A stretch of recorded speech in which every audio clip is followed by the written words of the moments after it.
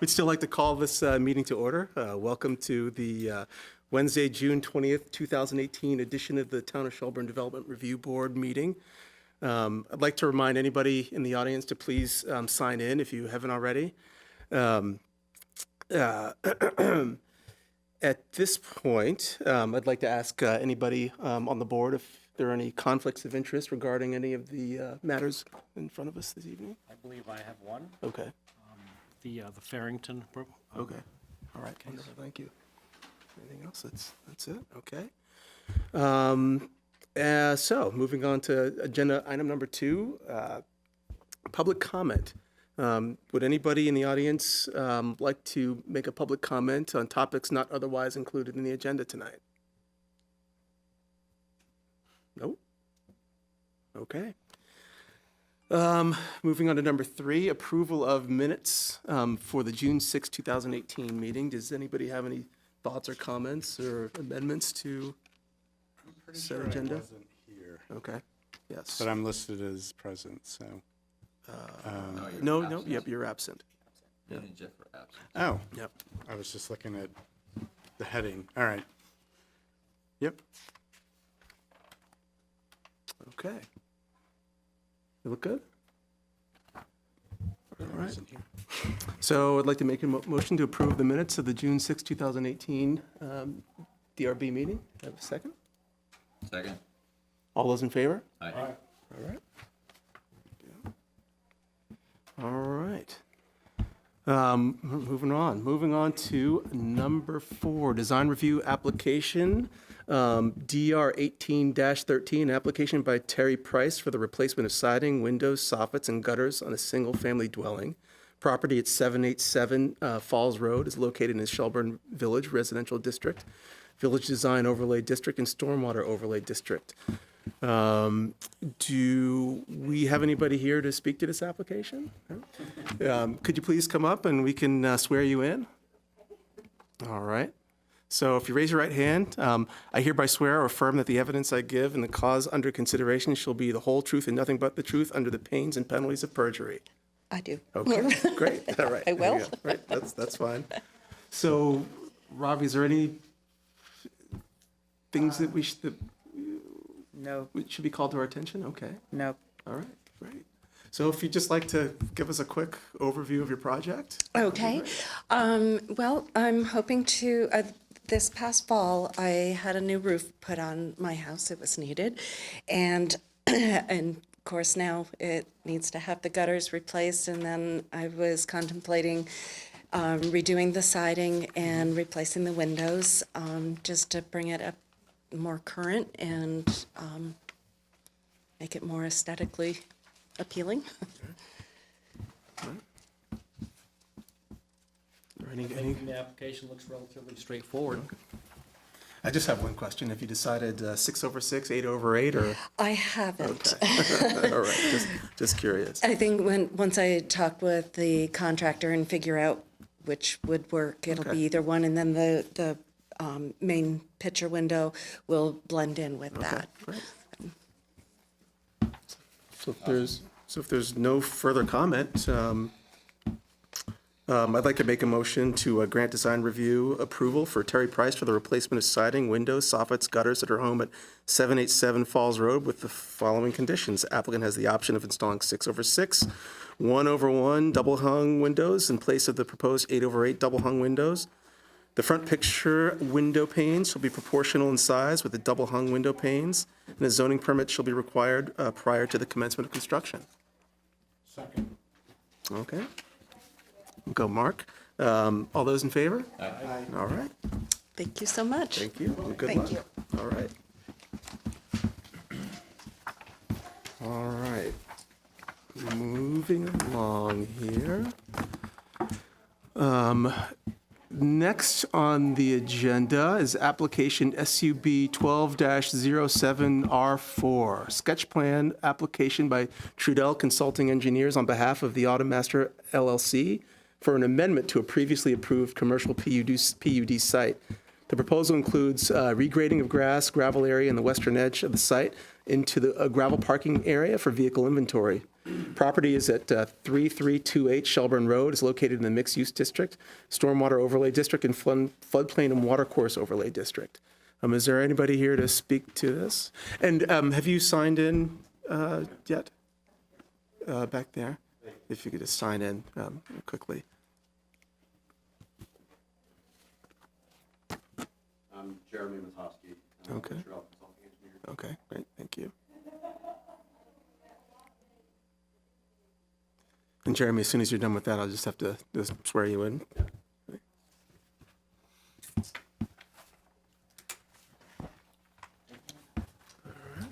Okay. I hereby swear or affirm that the evidence I give in the cause under consideration shall be the whole truth, nothing but the truth, under the pains and penalties of perjury. Okay. And actually, if you can take one of the microphones, great. And I guess before we get started, I mean, would you just rather have Jeremy go through Yeah. Okay, that's great. So if you could just take us through. Okay. Jeremy Matosky, again, with Trudell Consulting Engineers. I've been in front of the board here a few times about this project. It's kind of start and stop. I was here previously for the Honda sketch plan in the same location. And subsequently, the folks at Automaster have delayed that new Honda expansion for another year, just working with their franchise rights, and have been able to push that off another year. So what they asked us to do was come in and ask for some inventory space.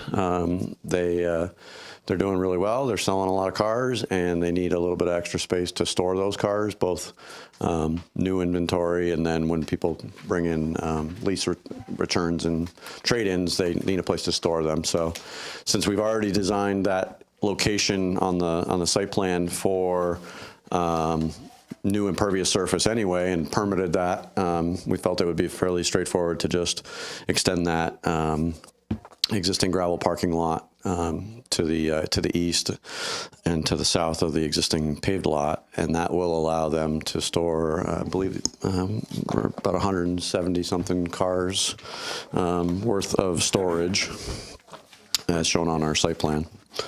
So that's pretty much the design here. It's very straightforward. And as I said previously, we designed this whole area as impervious surface for a building, about a 30,000 square foot building, and related parking that'll go around that building. So really not a lot of need for infrastructure here. It's just going to be a gravel surface that will drain into the existing swale, and that swale is already draining to the stormwater pond. So pretty straightforward. And I did go through the staff comments that Ravi put together, and don't think there were too many issues. If there's any specific questions, I'd be happy to try to answer those. Well, I mean, so just putting it out to the group, I mean, at least for myself going through it, I mean, understanding that it was designed for, a while ago for, a larger impervious surface. But I can't remember when that was. Was that back in around 2012, was it? I believe so. Okay. Yeah, correct.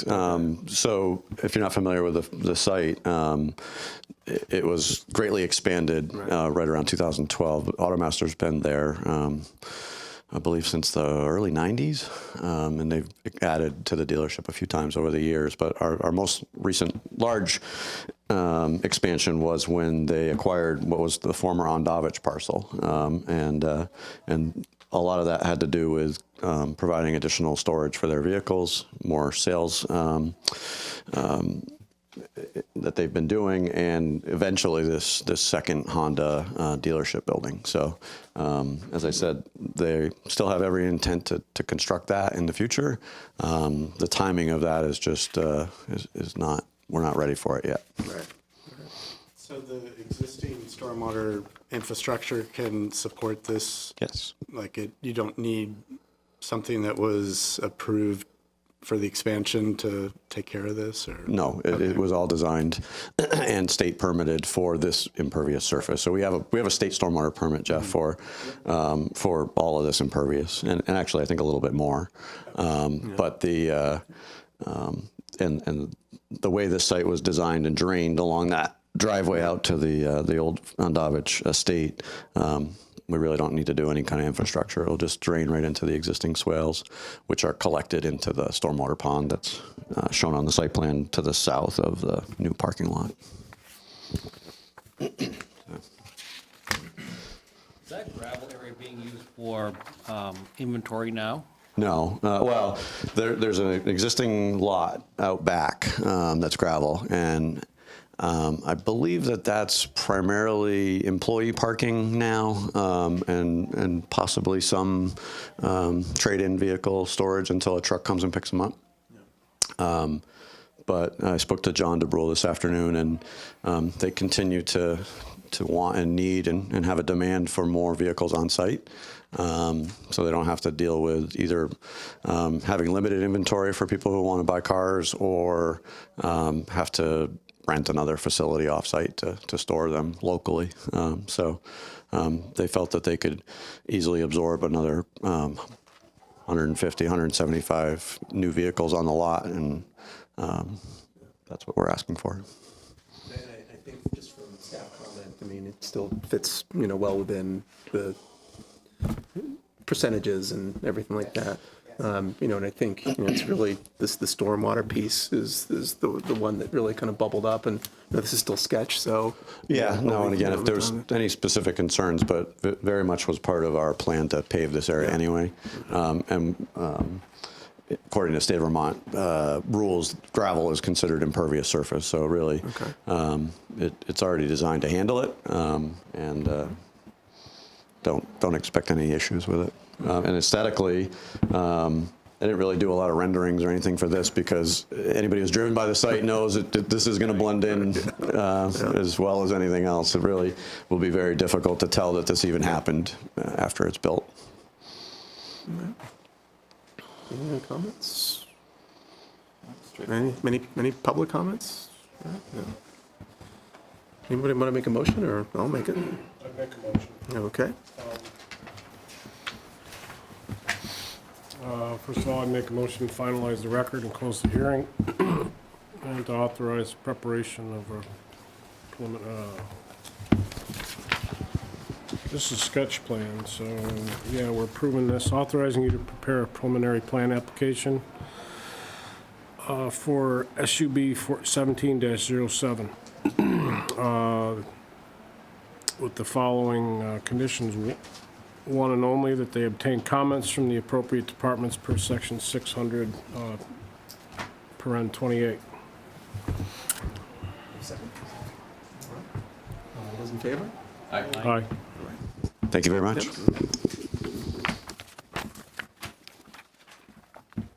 right. What's the time here? Second, these videos. Okay. We're a little ahead of schedule here, but do we have folks here to speak on application SUB 12 dash? I'm sorry. That's all right. SUB 17-03. Okay.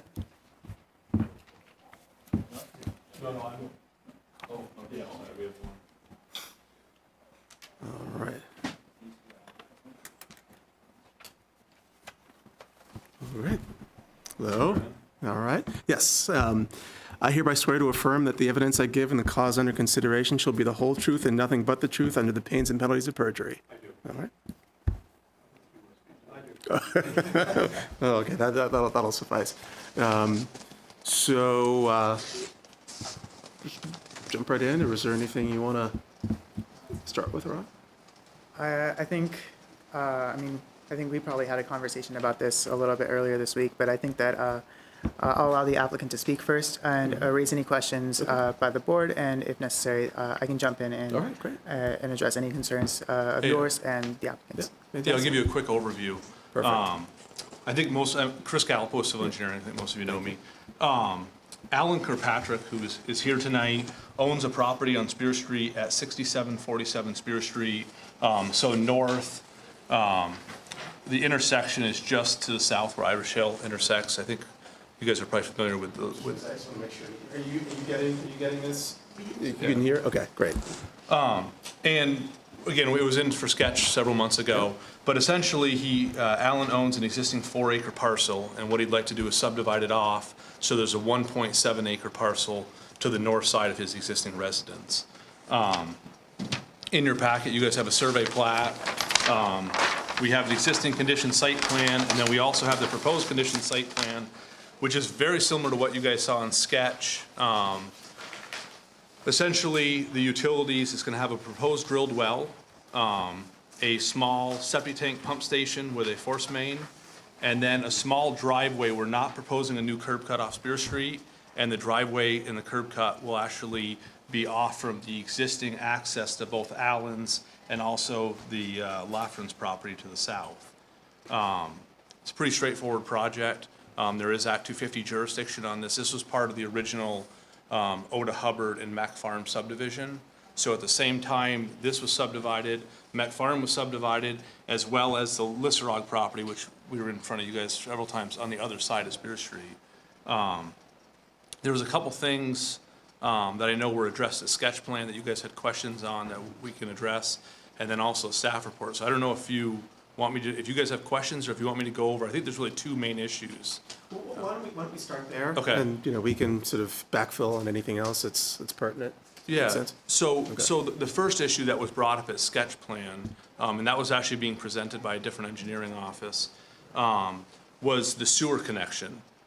So the municipal sewer actually ends at the cul-de-sac at Mac Farm, which I think probably most of you are familiar with. And then as you go further to south, these are actually private lines. So the current proposal is Allen's actually, for this proposed lot, he'll be connecting to his privately owned sewer line.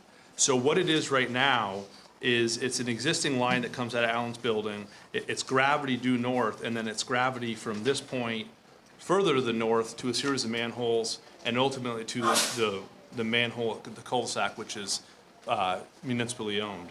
When we did Lisserog's project, they worked with Norman Smith, who was the attorney, and there was an old easement that actually goes just north of Lafren's property and south of Allen's, and it goes basically due east and then due north. And when that was occurred, we actually came back to you guys to amend the permit so we could connect their force main to Allen's force main. And at the time, Allen was obviously very generous because he granted them the easement, and Norm did all the legal work that was presented to you guys to allow them to connect to Allen's private force main. We did check with Norm Smith on this. He actually wasn't able to attend tonight, but he will prepare a revised legal agreement that will basically allow Allen to connect to his own existing line and also update the cost sharing. Because one of the benefits to Allen, when these guys connected, there was 3 additional lots now owned by King Farm LLC. But basically, instead of Allen having to make the repairs at 100% his cost, he was down to 25%. So now with an additional user, it'd be 20%. So as part of that easement, we will be submitting a state wastewater permit, which the easement and updated, records will be required. So that was to address the sewer concern. The other item that was actually just brought up that I've had some correspondence with Ravi on is the zoning bylaws have been updated that basically require any residential lot in the, or any property in the residential district to basically install a sidewalk along the frontage of their property. Now, there used to be a little bit more flexibility, I understand, in the DRB's authority to waive that. And now the discussion we had with Rave is that it actually had taken away the right for you guys to waive it. However, you do have the right to approve an I think the wording is alternative facility. And so when we heard this, there's no sidewalk along Spear Street. So from our standpoint in Allen's, obviously, he'd prefer not to have to construct a sidewalk that doesn't go anywhere. And, when we go through the staff report, there's a lot of benefit of actually maintaining the vegetation through here. So you can kind of develop this property, but you have that buffer between the property and Spear Street. Now, if we have to put a concrete or even gravel sidewalk in there, it's a fairly, and I looked at it today, and I don't know when the duration was, but several years ago, they actually widened the shoulder and restriped Spear Street. So you have the bike path there and people can walk along the edge. So in order to fit a sidewalk in there, we'd actually have to jump over because you'd want to have a green space between the edge of the pavement and the sidewalk. And so it's it's not only a costly burden to Alan, but it's something he's not desirable. I also reached out to Paul Goodrich at the town. You guys all know Paul. And Paul, unfortunately, he can't be here tonight either, but he's not in favor of any new sidewalk or walkways along Spear Street. If the town decides to move forward in the future and put in one, harmonious sidewalk all the way through that he has to maintain, that's a different scenario. But when there's a sidewalk with basically a sidewalk to nowhere, we're gonna end up with the, I forget the frontage exactly, but basically we're gonna end up with a. It's basically a sidewalk segment, because there's no sidewalk on Irish Hill, there's no Exactly. sidewalk. Yeah, Alan's gonna have to put in 600 feet of sidewalk that goes nowhere. Right. And then Paul, how does he maintain that? And, in talking with Robbie, the discussion that Dean had is that I think when the planning department approved this, they were thinking like, well, we're gonna have a sidewalk here and a sidewalk further down, and maybe over the next 30 years, we'll finally have a sidewalk that connects A to B. But in the interim, it's a lot of little piecemeal sidewalks, which, like Paul said, he doesn't have the resources and the manpower to even maintain right now. So I don't know what Paul and I were kind of talking about, and I mentioned to Ravi, is whether or not, you guys have the right to approve an alternate facility, seeing maybe the alternate facility in this instance is that bike lane, and maybe that already exists. So maybe the project could be approved with the understanding that the town's already had a bike path along Spear Street. It's something to talk about with you guys. So that was I think the one big hurdle. I did kind of look at that corridor, and it's actually kind of a tough corridor in some spots for a sidewalk. When you look at like Quiniesca, their parking's right out to the right of way. I don't know how you're gonna get a sidewalk in there without making them eliminate the parking. You've got Monroe Brook as you go further. It's a tough corridor, and like I said, I think it's a lot for Alan to spend when it's really not any benefit. So if someone buying his lot is not gonna get any benefit out of a sidewalk that doesn't go anywhere. But like I said, we wanted to talk to you about that. And I don't know if you have any other input, because Paul stopped by and saw you, right? Yeah, Paul did. And he voiced the same concern that you've just voiced too. And like you said, like we had the conversation too, that this type of regulation is in mind that you build it piecemeal and within 15, 20 years as the road becomes redeveloped, and as the town possibly has more money, that this becomes a full, complete street that's fully capable of pedestrian, bicycle, and cars. And so that's the idealism, that's the ideal of this type of regulation, and that's also the ideal of the comprehensive plan too, because this type of regulation also promotes the ideal of complete streets, of streets that can promote safe pedestrian access, bicycle access, and car access. And so that is the intent of the bylaws right now, and with the changes in the bylaw, the last amendment of the bylaw, that this rule has been enforced. That staff has enforced this rule for another residential property development, enforcing sidewalks, the addition of sidewalks on at least one side of the road. Not both sides. For residential areas, the regulation is sidewalks need to be on at least one side.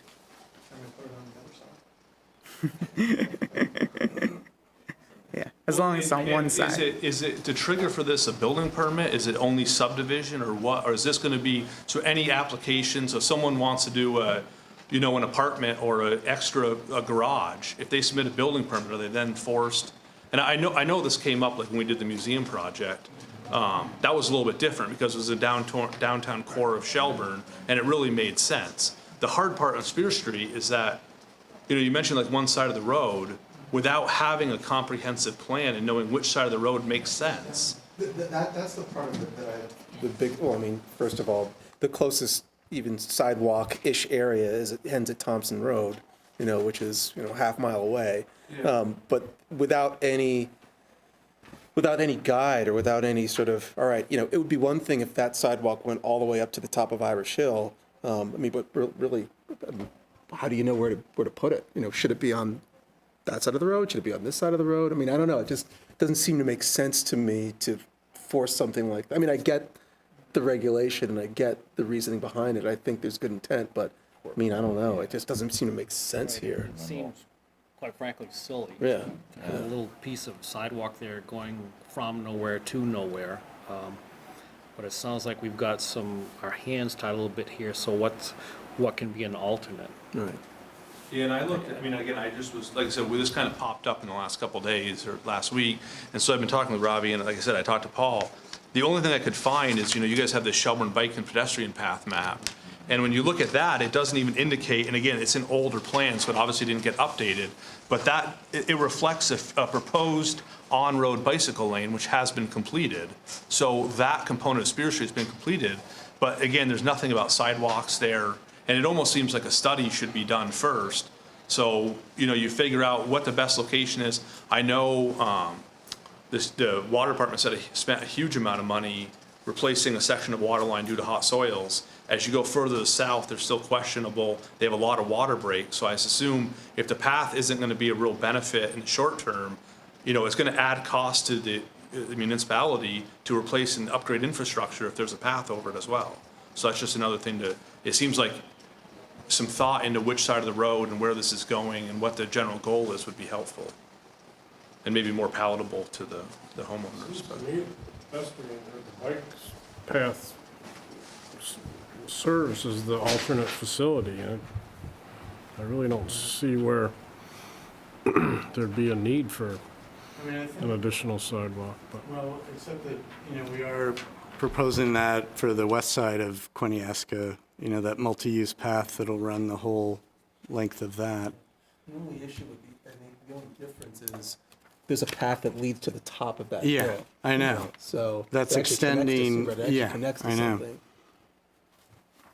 I mean, it's too bad that there isn't something in place where they could just contribute an amount to a fund that when there's a plan, it could, I was kind of thinking the same thing, that maybe an alternate is to contribute something towards a place where you could actually use some Yeah. sidewalk, that there's an identified need right now. I know. Kind of like buying, green energy points. Yeah. Yeah, that's a good idea. 600 feet of sidewalk it's a pretty, It is, and That's a the hard pretty- part is, like you mentioned, like Quiniesca, I think that's a great example. But again, it's high density, there's a lot of users there that would utilize the sidewalk. When you go further south where Allen is, part of it is they're larger parcels, so they have larger frontages, which means more expense to put the sidewalk in, but at the same point, a lot less users that'll be utilizing it. So it's, it's kind of a balancing as to how you'd, cost share for that as well. And I don't even know, I don't know where the cost share, I know that came up years ago at Harrington Village, where the sewer department asked for, the option A, where you had to put in a pump station and directional drilling at the road, and they said at the end, well, no, we don't want to do that, let's save that, we'll take that money, so if the contractor bidded $100,000, we'll just kind of pocket that, and we'll use it somewhere else around Shelburne. And I don't know legally how that ever worked out. I could check with the sewer department to see, but that was, I know, a bit of a gray area at the time, so I don't know with this, without that mechanism in place, how it's gonna apply. I mean, we have two projects tonight where this same condition is relevant, so, and both projects are on the, kind of the opposite ends of Spear Street, and they lead to nowhere. And there's some, there's some significant hurdles, I think, as you drive down Spear Street, and you look at like Monroe Brook or these, sensitive impaired waterways, about how you would get a designated sidewalk through there and maintain the isolation distances and safety and, greenscape and all that. So it does seem like there should be some more thought rather than just having Allen put in 600 feet of sidewalk and cutting a bunch of the trees, which now makes the houses more visible. But whatever. somebody really needs to study the whole corridor and decide which side of this road it's gonna be on and where, because of the topography and limitations, it may have to switch back and forth a few times. And Yeah, and there's a lot. ultimately, they could decide, well, you know what, that sidewalk should be on the west side of Spear Street Yeah. along there, so. And there's actually a fair amount of, an Allen side in Kirkpatrick's and Lissarogs, there's actually a lot of ledge too. So depending on where you're putting it, it might even involve blasting, and it's a fairly big expenditure, I think. Without having any real kind of mechanism for doing that, banking away the points somehow, is our only option to say the alternate is the bike path right now? I don't, that was what I thought as an option, just reading it and I'm not the town attorney, I'm not the zoning. The southern connector down here, that just kind of like daylights into nothing, and it's been there for 20 years, and so we're gonna have the same thing down Spear Street. It's only $11 million. You know, then you're gonna have weeds growing up through the cracks, and Yeah, well, and potentially, They growing up through that. yeah, potentially the sidewalk might need replacing by the time it actually gets well, yeah, used. true, you know. And I think it would give you the flexibility, again, just interpreting it, that you could mandate like a gravel path instead of pavement or concrete as an alternate facility. Is that kind of your read, or you're thinking concrete? Hang on, so is there a marked designated bike lane in this portion of Spear Street? It's not marked as a bike lane, but it's a good 6 feet of shoulder. Yeah, well, 6 feet of shoulder. that's what Paul Goodrich, Painted at one time. So that's our town's fault for not maintaining it then? Probably, or something like that. All right, so it just says right here, DRB at its sole discretion allow an alternative facility such as a path in lieu of a paved sidewalk segments to achieve the purpose of this section. All right, so it's cut and dry. If we're okay with that, then that gets you guys moving forward, and you don't have to have a sidewalk that goes nowhere, if we're agreeable to that. So in the regulations, there is 1907 Part B that says DRB may in sole discretion, as you said, Jeff. Yeah. But it also says later on in G that pedestrian walkways and bicycle paths, showing that there's a clear demarcation between pedestrian sidewalks and bikeways. So it's not exactly one and the same in the regulations, the bike path and the pedestrian walkway.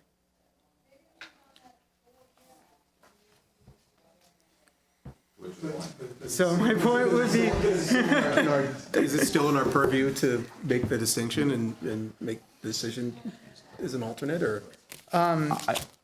it would be in, I guess for you, you'd have to distinguish whether whether pedestrians can actually use the bikeway, and whether that's something that can constitute as both a bikeway and a sidewalk. I mean, I'd like to hear they do that now. I'm good with that. I mean, as someone who bikes it all the time, it's light enough volume where you can easily, they're runners, they're bikers, there's plenty of Yeah, room. I've been on plenty of bike paths that are also pedestrian paths, jogging paths. I mean, I'm all- fine with it. They all coexist together. People get confused right or left, but that's okay. All right, Agreed. All right. so, I think those are usually wider. I mean, I think what's out there is pretty narrow for, Oh, the tie path is pretty narrow. yeah. That's bike, it's running, it's jogging, Yeah. it's all at the same But time, it's not, simultaneous. it's not up against a lane of traffic. Oh God, it's up against a swamp Yeah, and trees. yeah, Nasty things. yeah.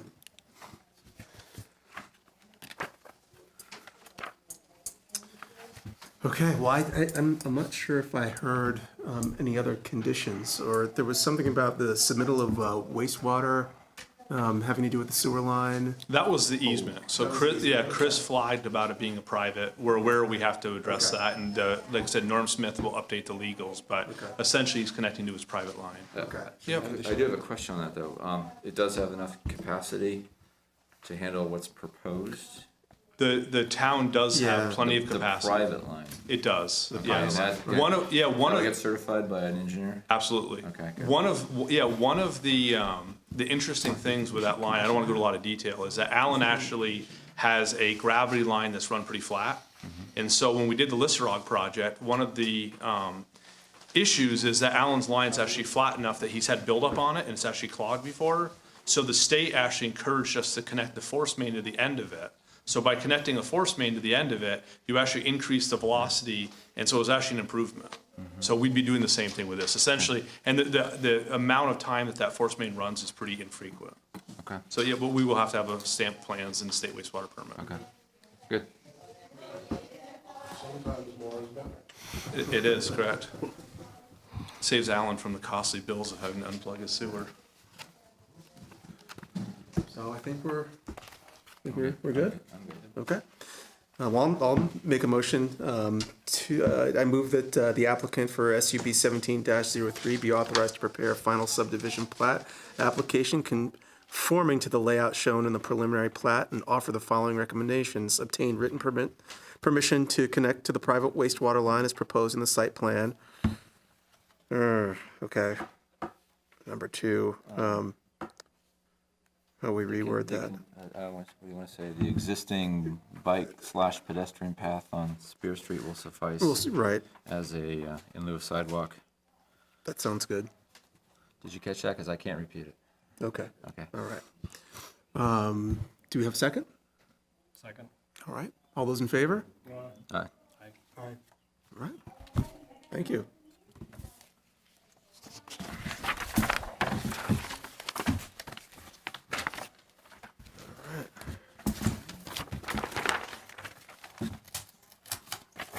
So, great, moving along. So we're at item number 7 on the agenda, application SUB 17-04. Application by Civil Engineering Associates on behalf of David Farrington for preliminary plan review of a proposed 4-lot subdivision. Property at 4788 Spear Street is located in the residential district, stormwater overlay district, and a portion of the floodplain and watercourse overlay district. I will step out. Okay. Is that, you again, okay. Okay. So if anybody is in here planning on speaking to this application, I just have to swear you in, all right? I hereby swear or affirm that the evidence I give in the cause under consideration shall be the whole truth, nothing but the truth, under the pains and penalties of perjury. All right, thanks. So I'll give you a quick overview. Okay, Dan. great. Again, I think most of you guys were here. Yeah, I think most of you guys were here a couple months ago when we were in here for sketch plan approval. But essentially, the parcel that we're working with is 4788 Spear Street, and it's owned by David Farrington. So Spear Street, north is at the top of the page. The Shelburne tank, the water tank, is right just north of his property, and then Barstow Road is up here. It's a little, when you look at this, the title, it's a 4-lot subdivision. Essentially, all it involves is one new single-family residence, but we're subdividing off the existing parcels as part of this.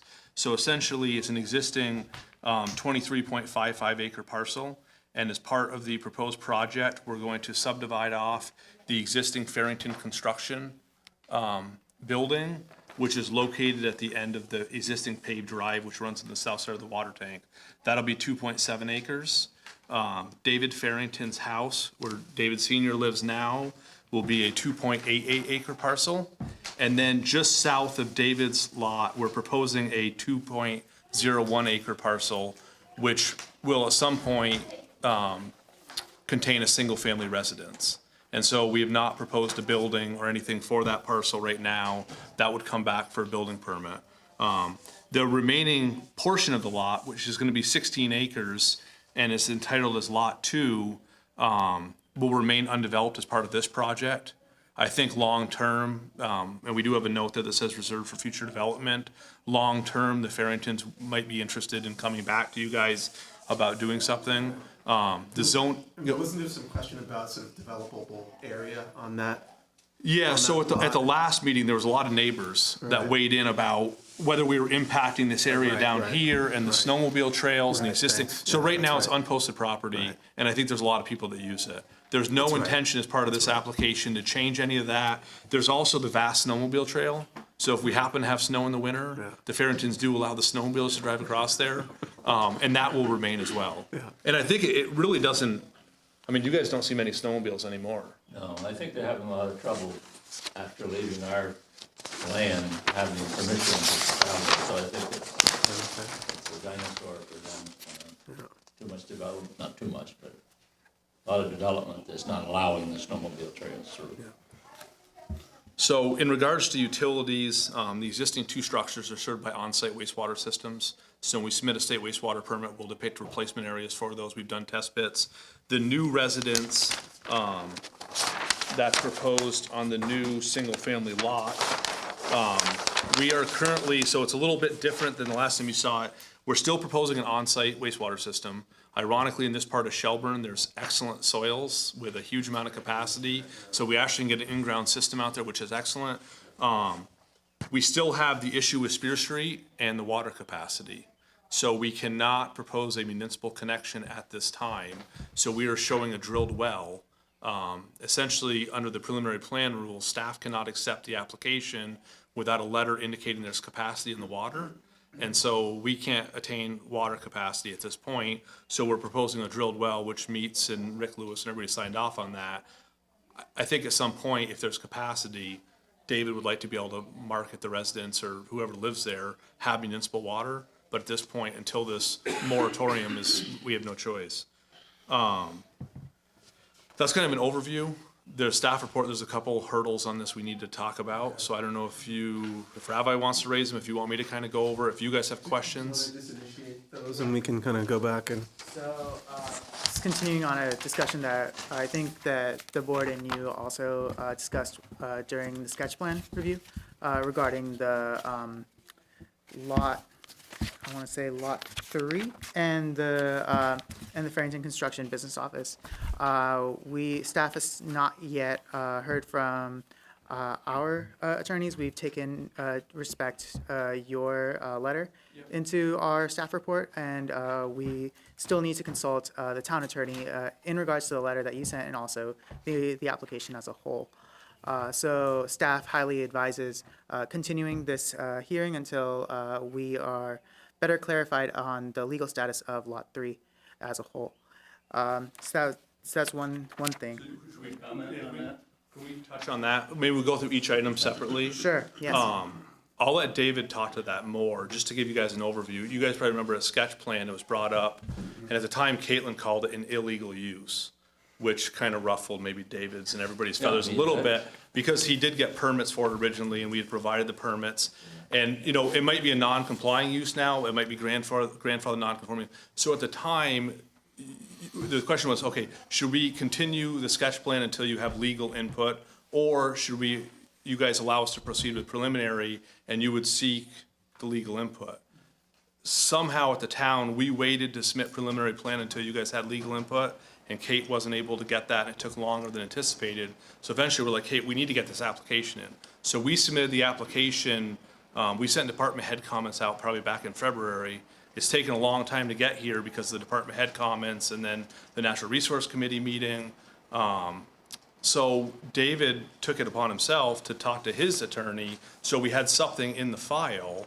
And so I think for the Farringtons, it's a little frustrating to have to continue it again when it's. Yes, so it was a letter to Caitlin from back in April. And so, and it's from Amy E. Scott. And so I think from David's standpoint, it'd be good to talk about it, but it would be, you know, we still have another step in this process.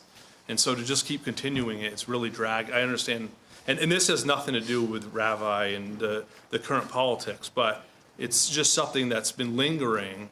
And from a submittal standpoint, we just wish the town had engaged the attorney, you know, several months ago, so we wouldn't be continued over this now. So what exactly is the town attorney rendering opinion on? Town attorney is rendering opinion on the status of Lot 3 as it is isolated, as something that just hosts the business office. Whether that can be continued under this plan or whether that requires some other steps or review. Did we request that? Does anyone remember? Mary did. I think Mary your wrote it. staff wanted to get that legal opinion, and if you review the facts, I got a permit for the warehouse. I got a permit for the office. They told me that they disagreed with the person's decision at the time, but you are correct, Mr. Farrington, you have the permits for that. They changed my taxes for non-residential for commercial use. You know, the 15 or 19 years, it's like now it's 33 years. And they're saying, oh, we have to see if it's legal. Well, the legal thing got me because to me that is like something talking about criminality, not freaking non-conformance. So I would have thought we never even needed an attorney to address the facts as they are. And here we are, we got an attorney to give you, and of course attorneys can take either side of an argument and have a case anyway. So what if you said it's illegal, whatever that means? What is an illegal lot as opposed to non-conforming that has permits? At this point, I, as not a legal expert, cannot weigh in on this. Oh, now it's been 7.5 months since the person that you replaced said, we're gonna get one, and the board said, go ahead and get it. 7.5 months. They said, oh, we need 2 more months now to get it. On what? So, What are you trying do we to? have any correspondence with the town attorney on that? From my understanding, we've reached out multiple times Okay, not paying them for and have 7.5 not, months. well, last time we reached out, we haven't heard back yet. And so we are still attempting conversation about this subject matter. I mean, at a certain point, we kind of dropped the ball on this. 7.5, what was the date of that meeting we had? November 1st. It's been 7.5 months since the last meeting. So what are we looking at today? Today is preliminary plan. Last time was sketch, now we're preliminary. Got it, Yeah. okay. And has anything changed since then? In terms of the application? Yeah. It's exactly the same, other than, at sketch plan, we were using tax maps. We have since surveyed the entire parcel. We did that in the fall. Okay. And again, it's just, unfortunately with the staff changing, it's taken a little bit longer. And then we had to hit on the the department head comments in Shelburne take a long time. Because when we send those out, the department head can sit on them for a month, or they can sit on them for 2 days. And we can't submit an application until they've responded. And so we sent those out, and then we found out we had to go to a Natural Resource Committee meeting, which was no problem, but we couldn't submit the application. And then we were held up by the legal opinion. And so it's just this kind of snowball. And like I said, it has nothing to do with Ravi. It's just, from the Farrington standpoint, it has been 7.5 months. It's the same application, and we're not, I think the key thing is, Farrington Construction has been there for 33 years. There's no changes as part of this. I think the neighbors, we haven't, I don't know if there's neighbors here, that we haven't heard any complaints about the construction component of the use of that lot. I don't know if there's gonna be an issue tonight, but it's not like we're proposing a new construction company or anything else. Dave is just trying to subdivide and, Yeah, the 2006, we reviewed all this even before we decided to do this. 2016 rewrite said, non-conforming uses, buildings, or structures are allowed as long as you don't expand them. So it's like, we fit into that too. Do you have any other correspondence other than this letter regarding this legal decision, or just phone calls, inquiries? With Caitlin or anybody else? I would have to go check my emails. I know we've called Caitlin on this several times. It was, like I said, this has kind of been one of those, I mean, we talked to Caitlin a couple weeks ago, and I know there's the miscommunication with her being in New York, but she was like, Chris, unfortunately, you guys are gonna get bumped from the June 20th meeting into July now because we don't have your department head comments. And I was like, Caitlin, we got those in a month ago, And they were here on her desk. She just didn't have them in New York. So, we were so close to getting this continued like 2 weeks ago. And then she found them an hour later and called back, or Susan, I don't know if you probably know more, Susan found them. So it's just kind of been a long road for David. So, Robbie, you have to be careful not to let things like this drag out. And if the town isn't responsive, we got to fix it. This is almost irresponsible of the town's behavior. Not blaming you. No, Of course not. Rob has been excellent. I know. So we have This has been to great. serve our citizens better than this.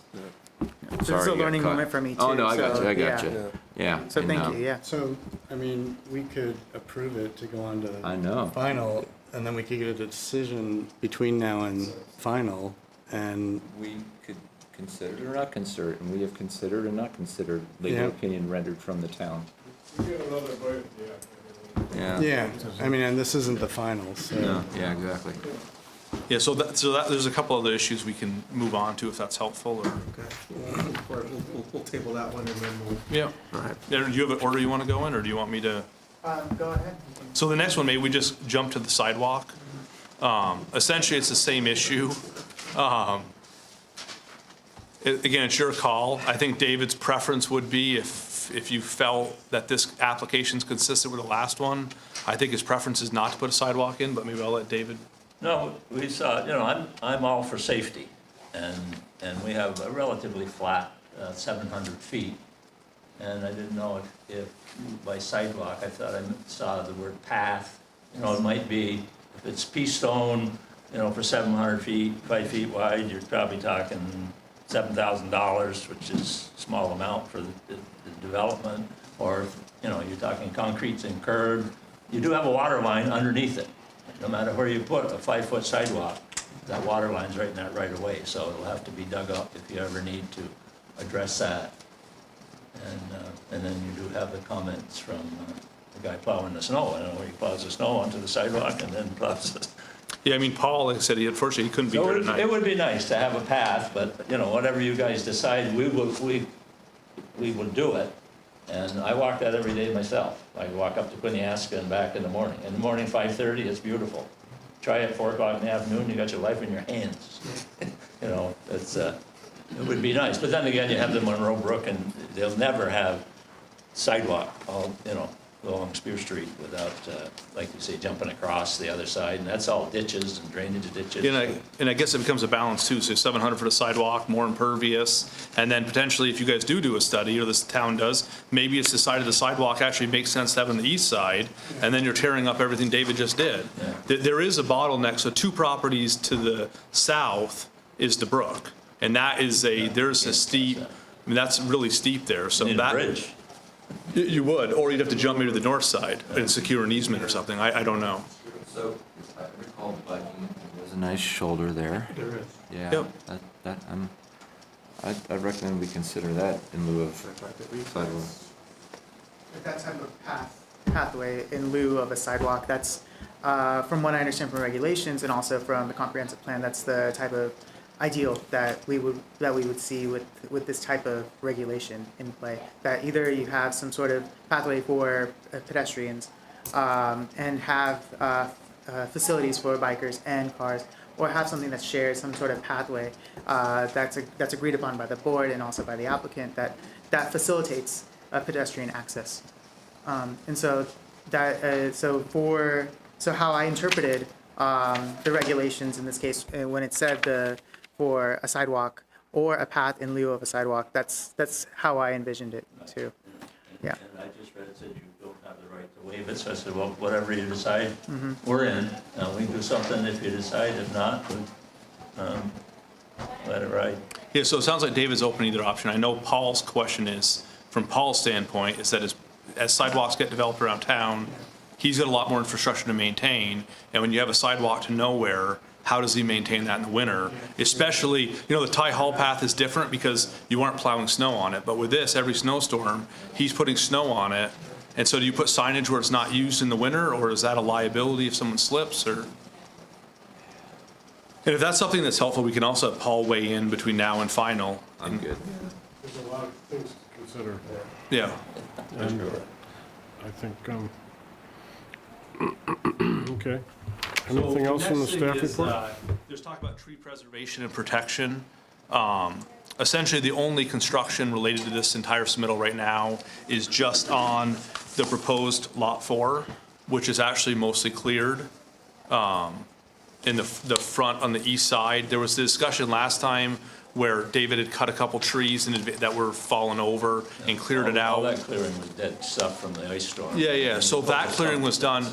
Whether or not a new homeowner is going to clear more or take a couple trees, it's, in terms of the overall lot, there'll be no tree cutting or, other than routine maintenance and logging that David does now, there's nothing proposed to this. So it's a pretty routine, single-family residential. There was talk about the well data not being included. Sorry. Is that a town ordinance that limits their ability to cut trees, do you know? here's where I'm going with this. Based on what zone you're in. Yeah, that's what I was wondering, because Yeah. imagine in the future if they wanted to harvest the lumber. Yeah. I would not want to not allow that to happen unless there's an overall town rule within the zoning. I think the only that limits it is unless there's like a significant wooded area as part of a local approval, or if you're in the shoreline overlay district. That's, That yeah. one I know. Yeah, I think it's. Then I think that's it's really just the strict. shoreline overlay district. I think anywhere else. Shoreline overlay and also public. So in right of way, that is that has to be discussed with the tree warden. Okay. Yeah. With this application in particular, for preservation of wooded areas, it's on, I don't have page numbers, but it's under subdivision evaluation for 800, number 2. And so I think that it's very much, the language is very broad and sweeping. It doesn't have any specificity in terms of numbers or in terms of coverage, but there is an intent by the applicant and the intent by the town that we preserve natural resources. Yeah, and so we did as a follow-up, we did have a meeting at the Shelburne Natural Resource Committee. So we came to one of their warned meetings. We reviewed it.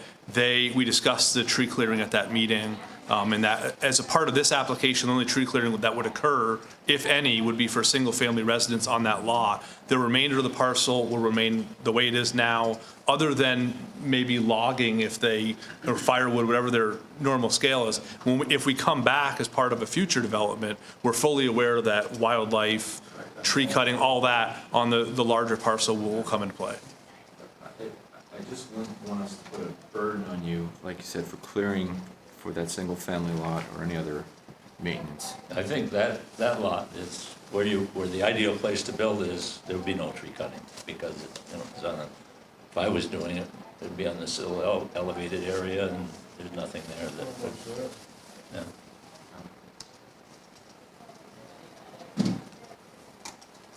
So then, as we move on, there was a note about well data. Again, we were hoping the moratorium on capacity would be gone so we could propose a municipal service. We've shown the wells. There's certainly adequate capacity, as we provided that for Kirkpatrick within this corridor. Again, most of the residences are served by municipal, so you don't have as much well data.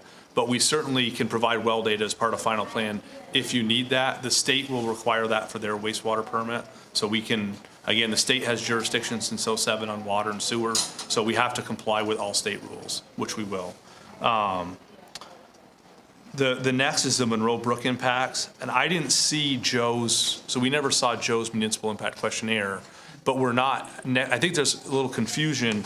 We're actually, if you look at the ortho photo, we're actually not next to the brook. So, this is the Farrington, this is the Chase parcel, and so the brook's actually quite a bit further to the south. So any impacts from this subdivision would not really apply to Monroe Brook. Again, minimal impervious, everything would be in accordance with low risk. If in the future there's any development down further to the west, which I don't believe there will be, but that's for the Farringtons to decide. As you head further to the west, it gets closer to Monroe Brook. And that was one of the deciding factors. We had to attain a waiver from the sewer department because per the regulations, we're supposed to connect to municipal sewer, which would have required a crossing of Monroe Brook, which just isn't warranted for one lot. And Chris Robinson agreed with that. And then the last that I had flagged was just landscaping. The proposed landscaping will be consistent with the single-family use, and that'll be determined at the time a building permit is submitted. And that was kind of the overview of what I saw.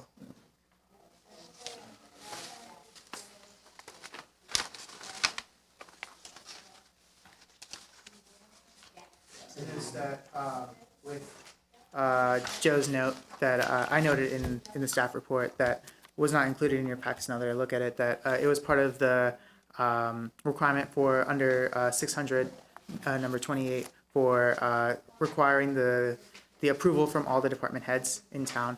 Joe Colangelo, the then town manager, noted this, that any development that would occur here would be in respect to the Monroe Brook tributary. And so that was the note that I was referring to in the staff report. And I think that as you elucidated in, right now. But just as reference.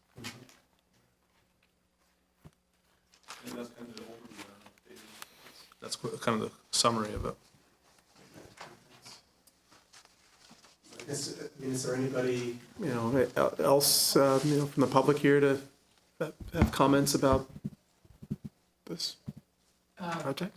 My personal swirl, I'm the, one of the neighbors to the immediate south. Oh, I'm sorry. Yes, thank you. Before you make a comment, I just need to swear you in, okay? If you raise your right hand, yep.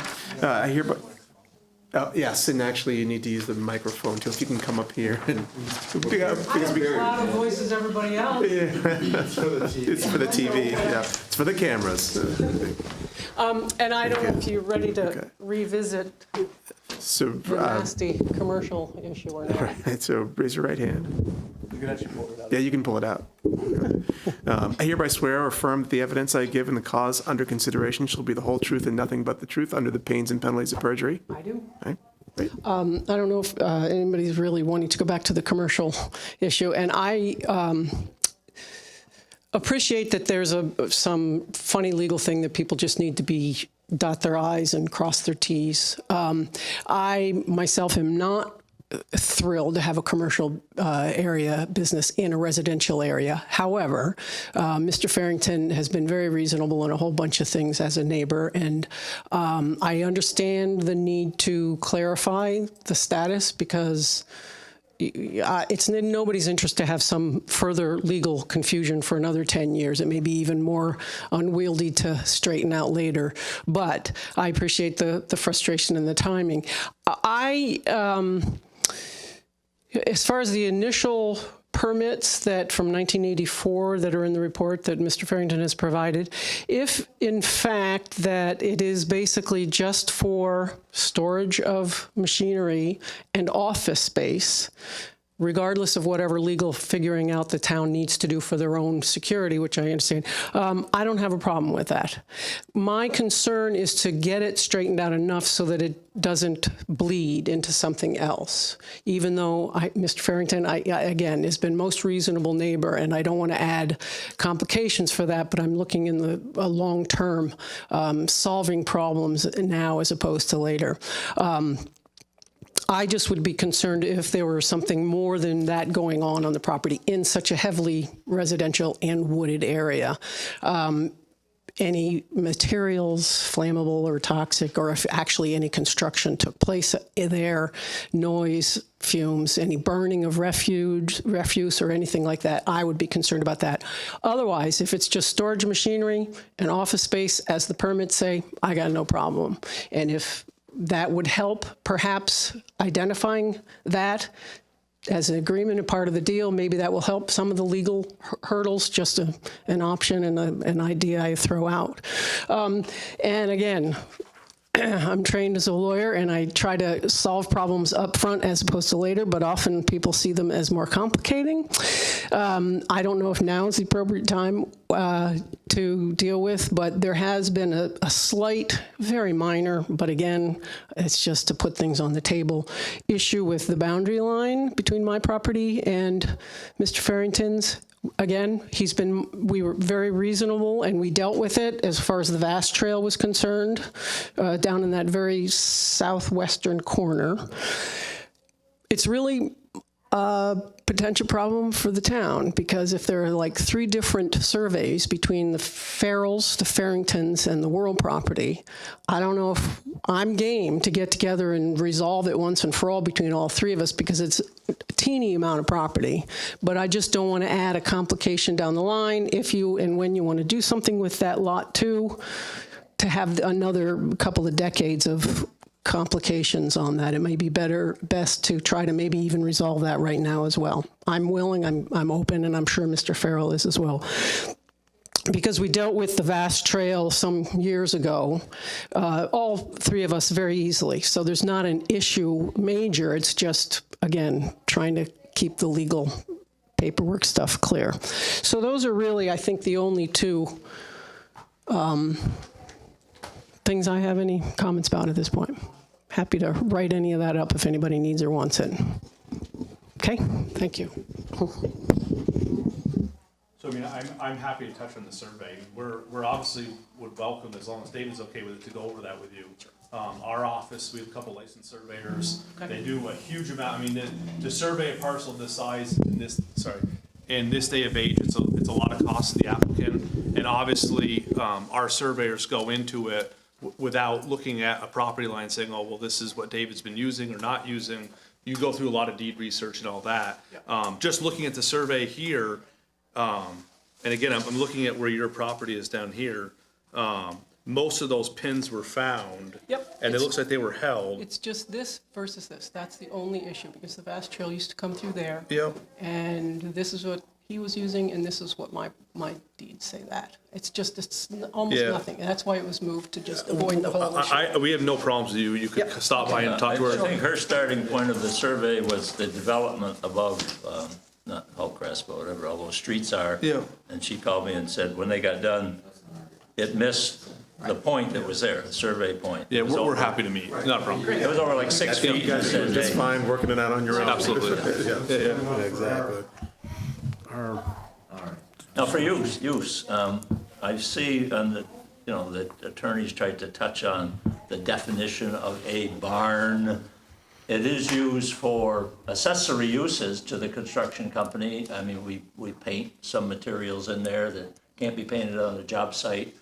There's some Formica top work done, so it's not just vehicles and whatever else it said. I mean, it's basically the office warehouse with accessory normal use to a construction company. And I think the key thing is your uses will remain this, which you're concerned about, the uses will remain the same Right, after this. right. They're not proposing to change the use as part of this.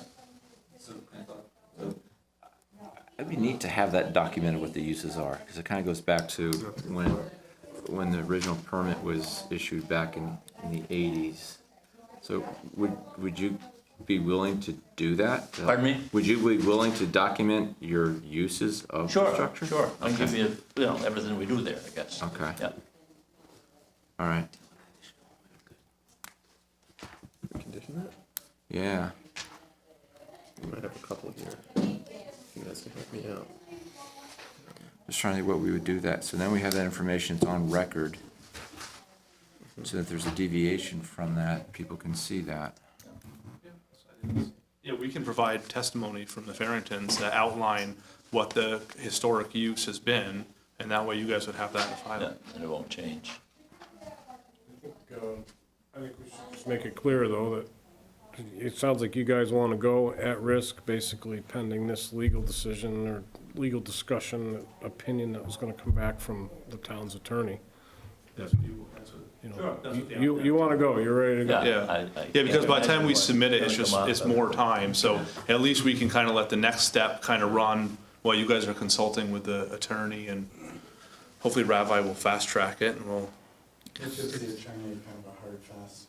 I think we need to, we need to put the pressure on them to render some Would you type of decision. copy Civil Engineering Associates when you get that opinion? Yes. Yeah. Yeah, I'll definitely let you know. Okay.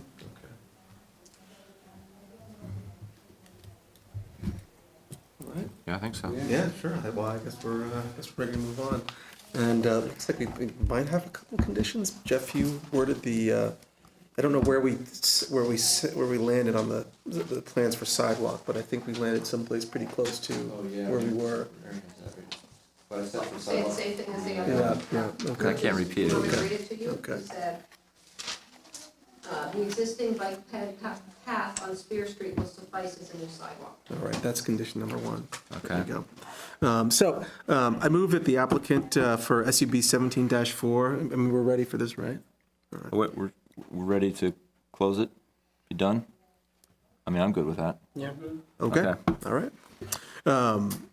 I move that the applicant for SUB 17-04 be authorized to prepare a final subdivision plat application conforming to the layout shown on the preliminary plan and offer the following recommendations. Recommendation 1, about the paths, sidewalks. Should we condition the well data anyway? I mean, we're going to get it, but, It's a state requirement. all right, so yeah, and let's not complicate that. Yeah. And then the other condition really is that the applicant documents current uses of the barn office on Lot 3 for us, and then I think that's about it. Right? Do I have a second? Second. All right. All those in favor? Aye. All right, great, thank you. Thank you. Thank Good you. luck. All right.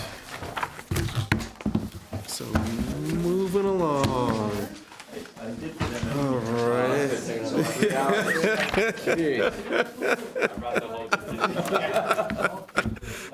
Brought the backup, right?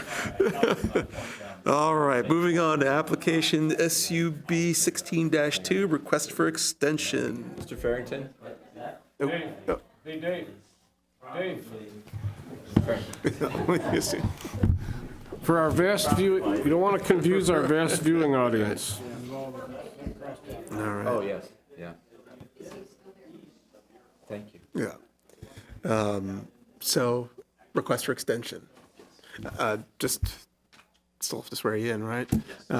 Hereby swear affirm that the evidence I give in the cause under consideration shall be the whole truth, nothing but the truth, under the pains and penalties of perjury. I do. Right.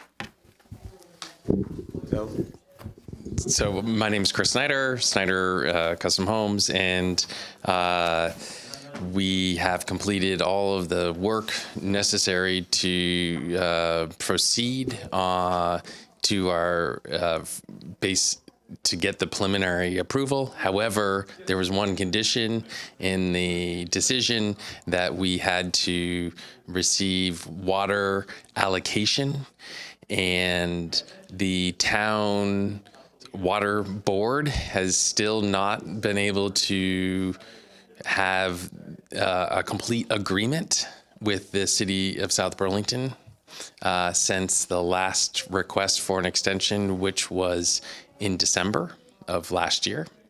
And so I have been working with the water board in the town, but at this point it has not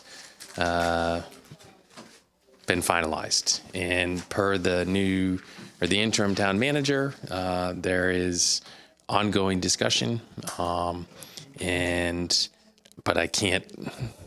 I'm conditioned to have that.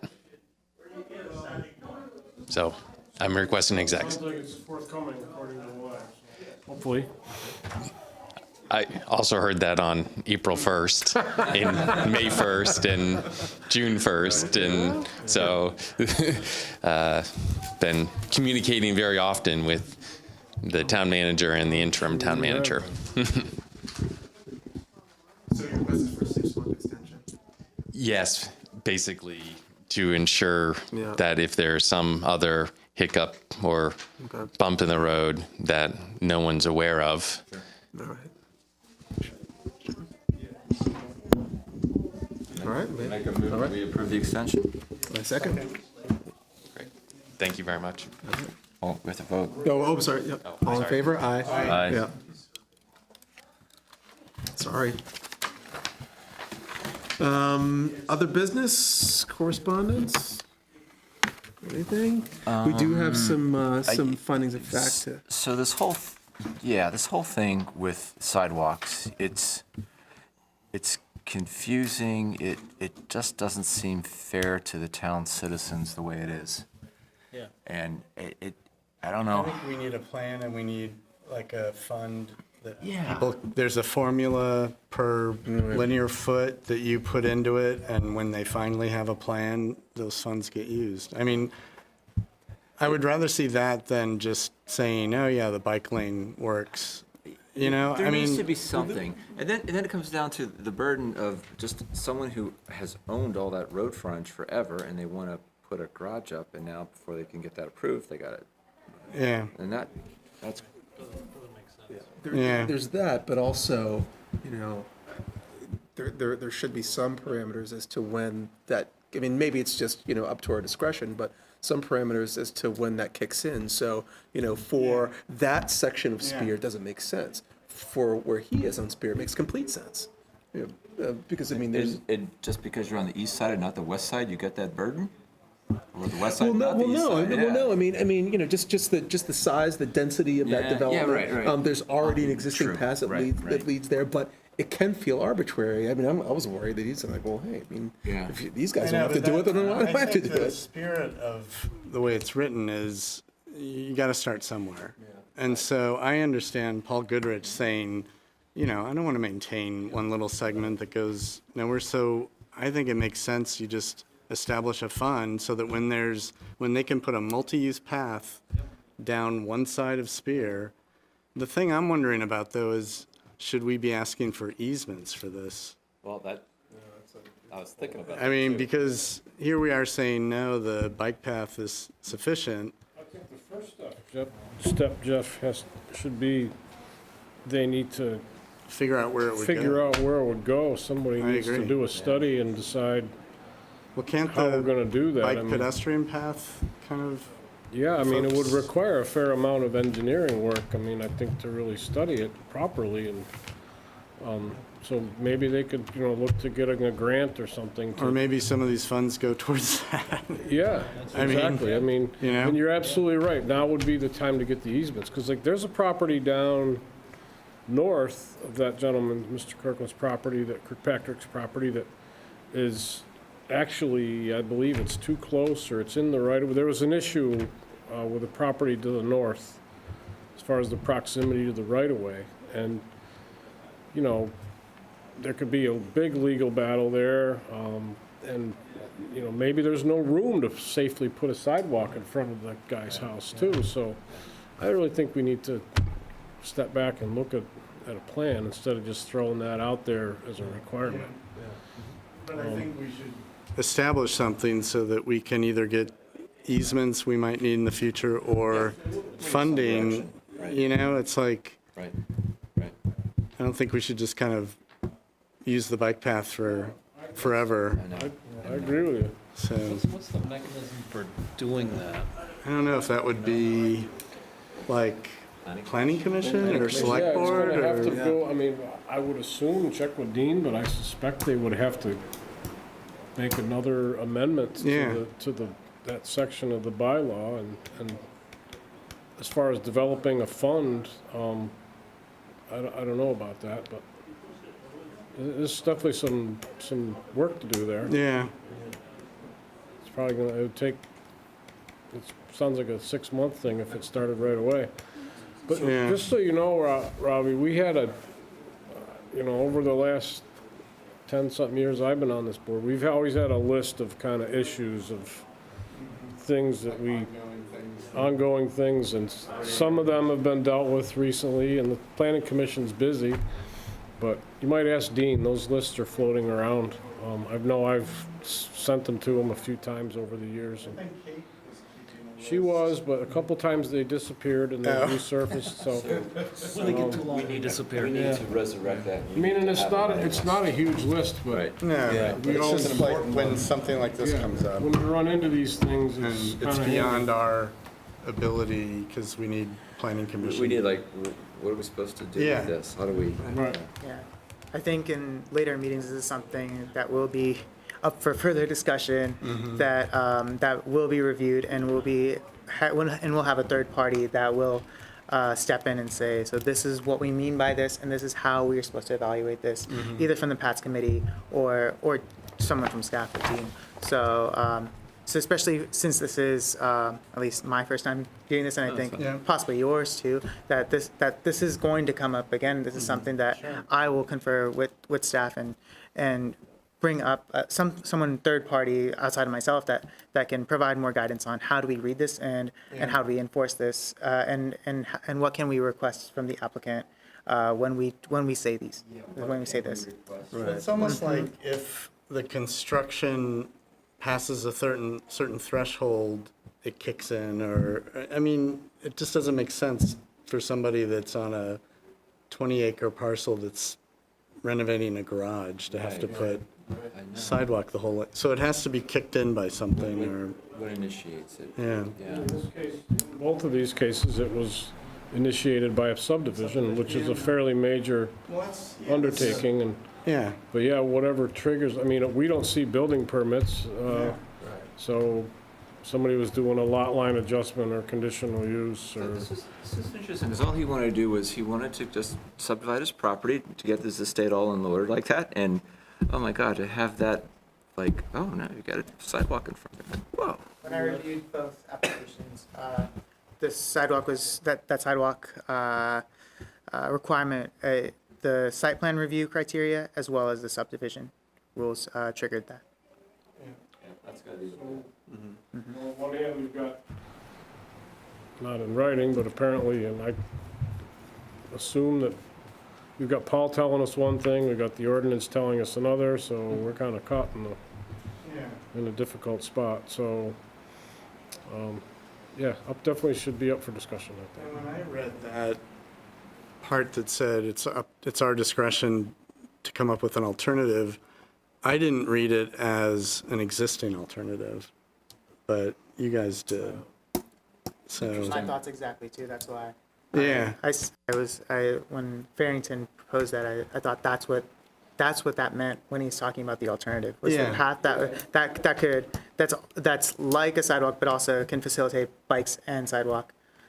So, And every situation in town's gonna be different. You take Barstow Road, for example, you know, that's pretty scary driving up Barstow Road when there's bicycles on the road, you know, so to widen that to accommodate it, if somebody wanted to subdivide something like that, I'd say absolutely, you gotta do something. Because it's one less chance to, you know, hit somebody or have an accident, but in this case, where there's already, at least on the southern end, there is an accommodation there. I guess, I didn't read it, I read it, you know, so Jeff's way, but, I guess thinking about it, what would an what would an alternative be?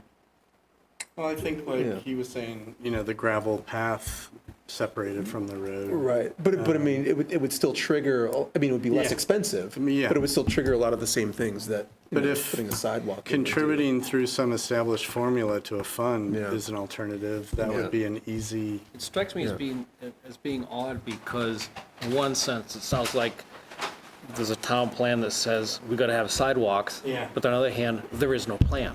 Yeah. yeah. So, And it doesn't make sense to put them on both sides of the road. Right, everywhere so- For, I'd start with, well, make a plan. make a plan. Yeah.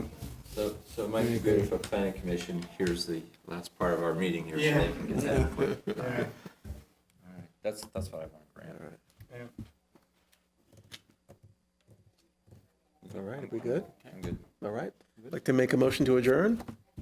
Second. All those in favor? Aye. All right.